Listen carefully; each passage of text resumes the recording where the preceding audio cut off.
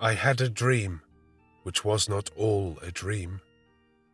The bright sun was extinguished, and the stars did wander darkling in the eternal space, rayless and pathless, and the icy earth swung blind and blackening in the moonless air. Morn came and went, and came and brought no day, and men forgot their passions in the dread of this their desolation, and all hearts were chilled into a selfish prayer for light. And they did live by watchfires, and the thrones, the palaces of crowned kings, the huts, the habitations of all things which dwell, were burnt for beacons. Cities were consumed, and men were gathered round their blazing homes to look once more into each other's face. Happy were those who dwelt within the eye of the volcanoes and their mountain torch. A fearful hope was all the world contained. Forests were set on fire, but hour by hour they fell and faded, and the crackling trunks extinguished with a crash, and all was black. The brows of men by the despairing light wore an unearthly aspect, as by fits the flashes fell upon them.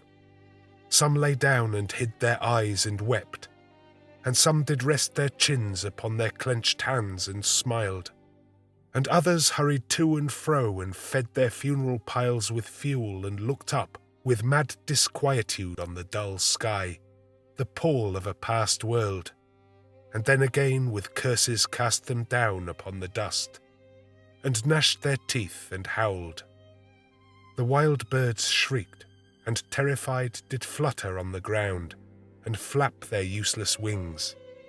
The wildest brutes came tame and tremulous, and vipers crawled and twined themselves among the multitude.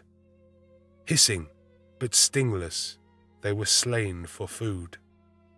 And war, which for a moment was no more, did glut himself again.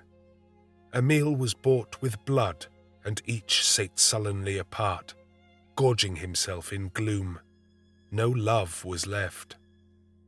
All earth was but one thought, and that was death, immediate and inglorious, and the pang of famine fed upon all entrails. Men died, and their bones were tombless as their flesh. The meagre by the meagre were devoured. Even dogs assailed their masters, all save one, and he was faithful to a course, and kept the birds and beasts and famished men at bay, till hunger clung them, or the dropping dead lured their lank jaws. Himself sought out no food, but with a piteous and perpetual moan, and a quick desolate cry, licking the hand which answered not with a caress, he died. The crowd was famished by degrees, but two of an enormous city did survive, and they were enemies. They met beside the dying embers of an altar place, where had been heaped a mass of holy things for an unholy usage. They raked up, and shivering scraped with their cold skeleton hands the feeble ashes, and their feeble breath blew for a little life, and made a flame which was a mockery. Then they lifted up their eyes as it grew lighter, and beheld each other's aspects, saw and shrieked and died. Even of their mutual hideousness they died, unknowing who he was upon whose brow famine had written fiend. The world was void.